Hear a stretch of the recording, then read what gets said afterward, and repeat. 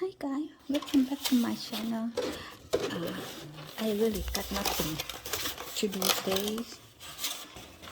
This is what happened when you retire. You really got nothing to do. So I'm going to make a chocolate cake. มากับเพื่อนๆสวัสดีค่ะเพื่อนๆทุกๆคนวันนี้พี่ติ๋มหลังจากทำกิมจิละวันนี้เราจะมาทำเค้กช็อกโกแลตเค้กนะคะ ซึ่งทำไม่ยากมีไม่เยอะ ก็เราใช้ไข่แล้วก็นมแล้วก็คุกกี้ออยล์นะคะค่ะนี่คือส่วนผสมเลยค่ะส่วนแป้งพี่ติ๋มใช้เค้กฟลาเวอร์มิกกับโคโค่พาวเดอร์นะคะแล้วก็มีน้ำ1 คัพและก็1/4ไข่3 ฟองแล้วก็คุกกี้ออยล์1/2 คัพนะคะมาค่ะเราเทน้ำลงไปเลยค่ะน้องๆถ้าคนไหนยังไม่เคยดูคลิปการทำเค้กของพี่ติ๋มกลับไปดูได้นะคะเพราะว่าพี่ติ๋มบอกรายละเอียดทุกอย่างในจำไม่ได้ว่าคลิปไหนบ้างค่ะ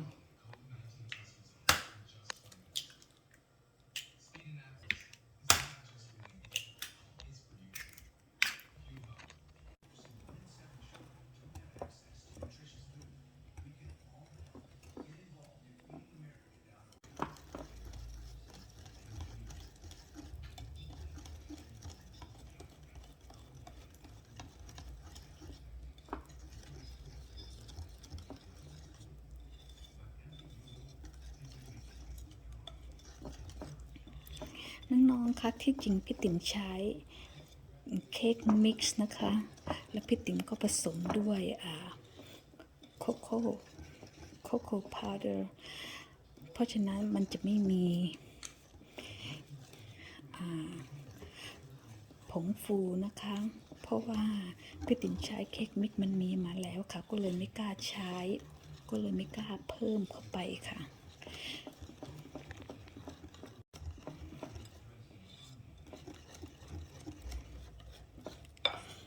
ซึ่งพี่ติ๋มใช้แผ่นอันนี้นะคะถ้าน้องๆใช้แผ่นอันไหนที่ว่าไม่ใช่นันสติ๊กก็อย่าลืมใช้บัตเตอร์ทานะคะ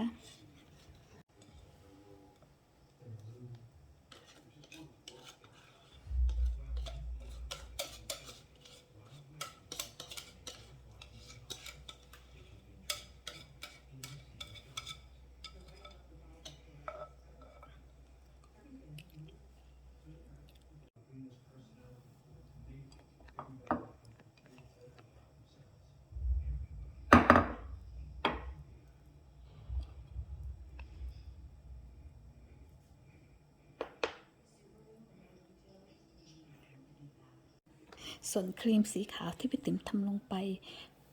ก็ไม่มีอะไรมากค่ะเพื่อนๆเพียงแต่คิดสนุกก็เลยอยากทำลวดลายก็เลยไม่ได้บอกวิธีทำนะคะ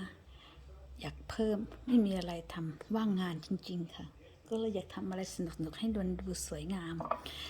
แต่ถ้าน้องๆอยากรู้วิธีเขียนคอมเมนต์มานะคะพี่ติ๋มจะบอกวิธีทำค่ะไอ้ครีมขาวๆนะคะ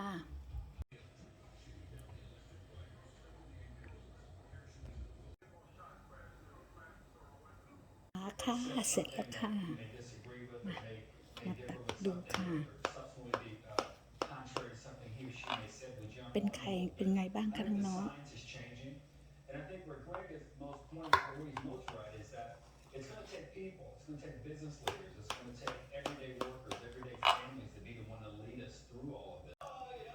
None of the scientists told us this was going to spread and come so quickly. Fauci had to come back and say what he said. And now the CDC director had to tell the president, no, we warned you. We didn't see this coming. น้องๆ คะบอกเลยค่ะว่านุ่มซอฟมากค่ะเดี๋ยวขอชิมก่อนนะคะ